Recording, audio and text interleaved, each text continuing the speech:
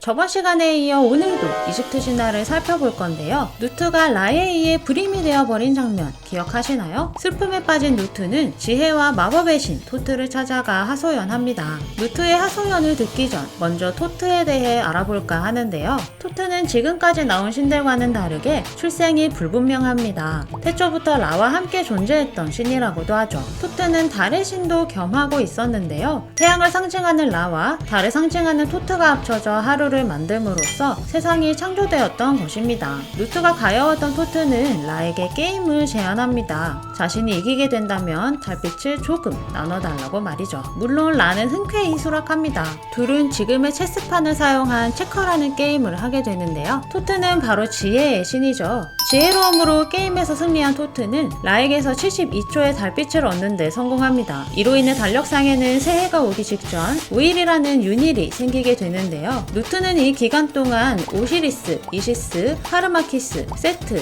네프티스라는 5명의 자식을 낳게 됩니다. 오시리스는 풍요와 농업의 신으로 이집트의 새로운 왕으로 군림했습니다. 당시 이집트 백성들은 전혀 교육을 받지 않은 상태였기에 오시리스가 이들에게 농업, 건축, 의학, 과학, 미술, 종교 등을 가르쳤는데요. 과거 이집트가 엄청난 발전을 거쳐 우리가 아는 이집트가 되기까지 오시리스의 공헌이 컸다고 볼 수 있죠. 최초의 문명인 메소포타미아 문명이 발전하기 훨씬 전 기원전 5100년경에 이미 다양한 발전을 이룩했기 때문입니다. 한편 오시리스와 함께 태어났던 쌍둥이 동생 이시스는 모성과 생산의 여신인데요. 족보는 여기서도 이어집니다. 이쯤 되면 다들 눈치채셨을 텐데요. 맞습니다. 오시리스와 이시스는 사랑에 빠져 결혼하고 맙니다. 어쨌거나 고대 이집트인의 입장에선 왕이 왕비를 맞이했으니 실로 경사가 아닐 수 없죠. 그뿐만 아니라 자신들에게 이것저것 베풀어 주었기 때문에 백성들은 오시리스와 이시스를 매우 좋아했습니다. 하지만 이 명성에 불만을 품은 자가 있었으니 바로 사막과 폭풍의 신 세트인데요. 세트는 왕위를 탐내는 건 물론이고 이시스에게도 마음을 품고 있었습니다. 세트는 결국 72명의 공범자와 함께 자신의 형을 제거할 계획을 세우는데요. 하루는 여행을 마치고 돌아온 오시리스를 위해 세트가 환영식을 열었습니다. 환영식이 한참 진행되던 중 세트는 아주 정교하게 장식된 관을 대중에게 선보였는데요. 이 관 속에 들어갔는데 자신의 몸이 딱 맞는다면 이 관을 선물하겠다라는 말을 함께 덧붙였습니다. 당시 이집트인들은 살아있는 현재보다 죽은 뒤의 사후세계를 중시했기에 좋은 관을 갖는다는 건 아주 영광스러운 일로 여겨졌습니다. 당연하게도 너도 나도 들어가 보려고 했는데요. 하지만 그 관에 맞는 사람은 아무도 없었습니다. 사실 이 관은 세트가 오시리스의 그림자 비율을 이용해 직접 제작한 맞춤형 관이었기 때문인데요. 당연히 다른 사람에게는 맞지 않는 관. 앞서 모두가 실패하고 그렇게 오시리스의 차례가 다가왔습니다. 오시리스가 관 속에 들어가자마자 세트와 그의 일행들이 관의 뚜껑을 덮은 뒤 못질을 하기 시작했고 납땜까지 하여 관을 나일강에 던져버렸습니다. 그렇게 정교하게 장식된 관은 죽어버린 오시리스의 관이 되어버렸죠.